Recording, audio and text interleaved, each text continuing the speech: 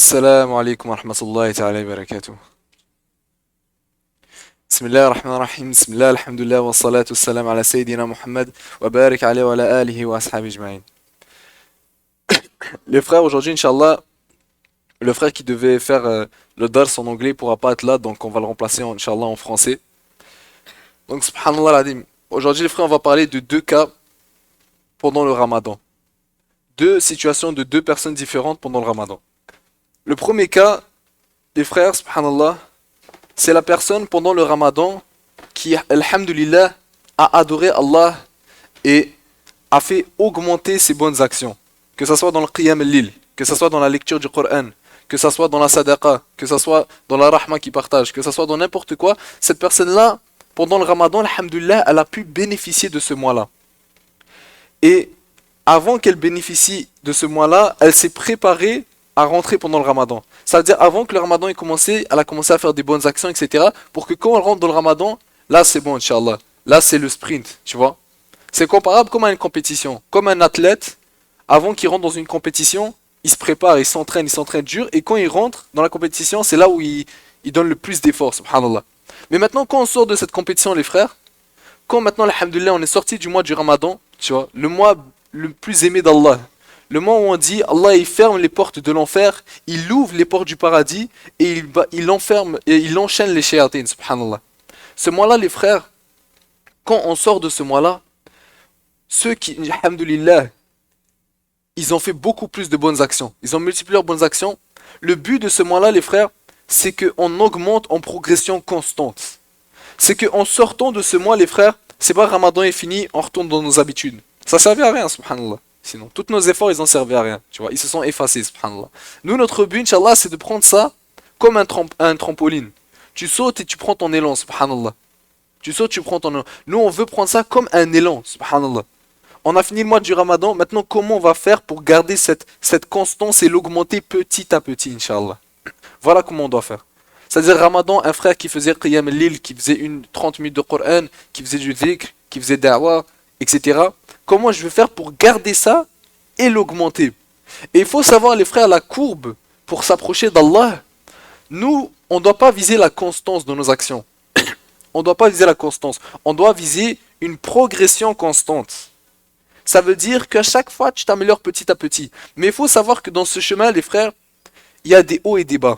Et c'est important de savoir ça. Et quand on est dans des bas, on voit nos bonnes actions se diminuer, nos péchés monter. Il faut faire attention à ne pas laisser Shaitan rentrer. Parce que Shaitan, il va nous faire croire c'est bon, c'est fini, il lâche l'affaire, etc. La religion, les frères, c'est des hauts et des bas jusqu'à la fin de notre vie. Subhanallah. Et la progression constante, même quand on est en progression constante, les frères, il y a des hauts et des bas. Mais le but, c'est que ça continue à monter. Regardez ma main.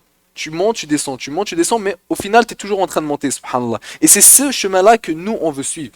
Après Ramadan, alhamdulillah, qu'on lisait le Coran, qu'on faisait la sadaqa, qu'on donnait, peu importe, subhanallah, que tu faisais qiyam al-lil, on veut garder cette chose et la multiplier petit à petit, augmenter. Ok, comment je vais faire ça? Comment je vais avoir plus de concentration dans ma prière? Comment je vais faire pour plus me poser dans les ambiances dans les mosquées? Comment je vais faire pour fréquenter encore plus la mosquée? Subhanallah. Comment je vais faire pour lire encore plus de Coran? Comment je vais faire pour méditer encore plus sur le Coran? Comment je vais faire pour améliorer mon tajwid? Comment je vais faire pour donner plus aux frères? Comment je vais faire pour ressembler plus au prophète Muhammad sallallahu alayhi wa sallam? Et tous ces soucis, on doit demander à Allah de nous mettre dans le cœur. Parce que c'est ça les vrais soucis, subhanallah. C'est ça les soucis qu'on doit, Inch'Allah, avoir dans notre cœur. On doit avoir ça dans le cœur, les frères. Allah dit, celui qui se lève avec le souci de akhira dans son cœur, Allah il rapproche toutes ses affaires. Toute sa vie, elle est facilitée, frère. Allah il rapproche toutes ses affaires. C'est pour ça que tu vas voir quelqu'un qui vient à la mosquée, qui est assidu dans ses prières, qui se rapproche d'Allah, tu vas voir sa dunya, pour lui c'est facile à gérer. C'est pas compliqué, subhanallah. Il a le temps d'étudier, il a le temps de manger, de tout faire, d'aller au gym, il a le temps, toute sa dunya s'occupe de travailler, et en plus il peut faire toutes ses bonnes actions. Mais celui qui se lève le matin avec le souci dans le cœur de dunya, Allah il dit, il disperse toutes ses affaires. Allah il disperse toutes ses affaires de dunya, ça va être dur pour lui de chercher. Que ce soit dans le travail, dans les études. Lui, la baraka du temps qu'il aura dans les études va être moins grande que la baraka du temps que l'autre aura dans les études. Quelqu'un qui se rapproche d'Allah, les frères, et qui donne son temps à la mosquée, qui sacrifie un peu pour Allah, 1 heure d'études qu'il va faire pour son école, son cégep ou peu importe, va être mieux, Allah alam, peut-être que 5 heures d'études de l'autre personne qui n'a pas sacrifié. Tu vois? Et c'est cette constance qu'on veut, les frères, Inch'Allah, pour le premier cas. Les actions, les frères, ils ne valent que par leur constance, au fait. La majorité des actions, les frères, ne valent que par leur constance. Tu vois, Allah a dit, je préfère avoir une petite action mais constante qu'une grande action mais tu l'as fait d'un coup, subhanallah. Et nous, c'est ça qu'on veut. Et c'est ça qui change le cœur, les frères. Petit à petit, c'est ça qui change le cœur. Donc, Inch'Allah, pour les frères, alhamdulillah, qu'Allah vous a permis de bénéficier de ce mois de Ramadan, maintenant, il faut penser comment, par un chemin de l'équilibre, je vais être en progression constante. Pas je veux juste maintenir, je vais être en progression constante. Malgré qu'il y a des hauts et des bas, je vais quand même monter au final, Inch'Allah.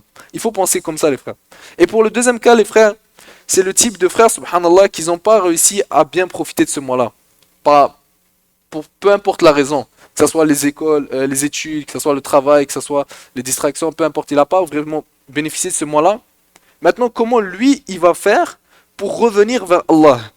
Et comment il va faire pour revenir vers Allah et recommencer les bonnes actions? Commencer à être en progression constante. Cette personne-là, les frères, et c'est très important à comprendre, et même tout le monde, subhanallah, on doit demander pardon à Allah. C'est ça la clé de réussite.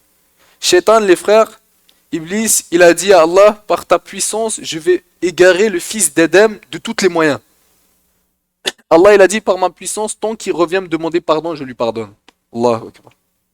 Donc nous, les frères, on doit savoir et avoir une connexion forte avec Allah sur le pardon. On doit demander à Allah demander à Allah le pardon. Il y a des frères, parfois, ils viennent me voir et me disent, mais mon frère, moi j'ai un problème, j'arrête pas de faire ce péché, j'arrive pas à arrêter ce péché. Mais supplie Allah. Il faut supplier quand tu vois que tu fais un péché qui est constant et que tu veux l'arrêter, tu supplies Allah. Ya Allah, permets-moi de l'arrêter. Ya Allah, je suis faible, Ya Allah. Dans un hadith, le prophète Mohammed sallallahu alayhi wa sallam, il dit, Allah ne vous aide pas à cause de vos talents et de vos biens. Tu vois? Allah ne vous aide pas parce que vous êtes fort, parce que vous êtes si. Allah il dit, le prophète Mohammed sallallahu alayhi wa sallam, il dit, Allah il vous donne l'aide, il vous ramène l'aide parce que vous êtes faible et parce que vous l'invoquez. Voilà où Allah il vous donne l'aide. Parce que vous êtes faible et vous l'invoquez. Quand tu montres à Allah, Ya Allah, je suis faible, Ya Allah, aide-moi, Allah, Wallah, il va t'aider. Il va te faire sortir des ténèbres. Donc on doit demander pardon à Allah, les frères. Le prophète Mohammed sallallahu alayhi wa sallam, on disait demander pardon à Allah minimum 70 fois par jour, les frères. Il faisait aucun péché, subhanallah. Que dire de nous? Aucun péché, demander à Allah minimum 70 fois par jour, subhanallah. On doit avoir cette connexion forte avec Allah, Ya Allah, pardonne-moi. Et on dit, les frères, lorsqu'on fait un péché, ça met des points noirs sur notre cœur. Et à force de faire des péchés, ça met plus de points noirs dans notre cœur. Ça met points noirs, points noirs. Et si on ne demande pas pardon à Allah, la seule manière que ces points noirs ils partent de notre cœur, c'est en demandant pardon par Allah. Sincèrement. Et en regrettant et en voulant plus recommencer. Quand tu demandes pardon à Allah, là, ces points noirs ils partent. Mais si tu ne demandes pas pardon à Allah et tu continues dans les péchés comme ça, et tu dis non, Allah il va pas me pardonner, non, etc. Tu vois, les fausses corruptions du cœur, subhanallah, ton cœur il va devenir noir. Il va devenir tellement noir jusqu'à des points que tu peux même pas imaginer. Jusqu'à que le péché, tu vas l'aimer, subhanallah. Et que la bonne action, tu vas la trouver dure, etc. Jusqu'à que quand tu entends le Coran, tu pleures pas. Tu vois. Jusqu'à que quand tu entends le adhan, tu ressens rien. Alors que normalement, les frères, nous tous, wallahi, lorsqu'on entend le Coran, la parole d'Allah Azzawajal, tout le monde est supposé pleurer. Tu sens le Coran passer sur tout ton corps, subhanallah. Chaque cellule de ton corps. Pourquoi? Parce que tout ton corps, au fait, il obéit à Allah. Tout ton corps est soumis à Allah. Tout ton corps, chaque cellule de ton corps craint Allah, subhanahu wa ta'ala. Quand on était dans le ventre de nos mères, les frères, il n'y avait personne qui s'occupait de nous à part Allah. Et notre corps, subhanallah, il sait à qui il appartient réellement, tu vois. Il sait à qui. Mais pour avoir cet état d'esprit, pour entendre le Coran, pouvoir pleurer, pour avoir cette sincérité, pour à se rapprocher d'Allah, pour pouvoir être en progression constante dans le dîn, pour pouvoir faire encore plus de bonnes actions et délaisser nos péchés, les frères, il faut demander ce pardon à Allah. Il faut mettre sa sincérité dans notre cœur. Ya Allah, je suis faible, aide-moi, Ya Allah. Ya Allah, je suis faible, aide-moi, Inch'Allah. Donc les frères, Inch'Allah, bi'idhnillah, on doit, Inch'Allah, se motiver ensemble et demander pardon à Allah et d'être en progression constante, bi'idhnillah, les frères. Jazakallahu khayrukum. Subhanakallah wa bihamdik, nashhadu an la ilaha illa ant, nastaghfiruka wa natubu ilayk, wa sallallahu ala sayyidina Muhammad wa ala alihi wa sahbihi.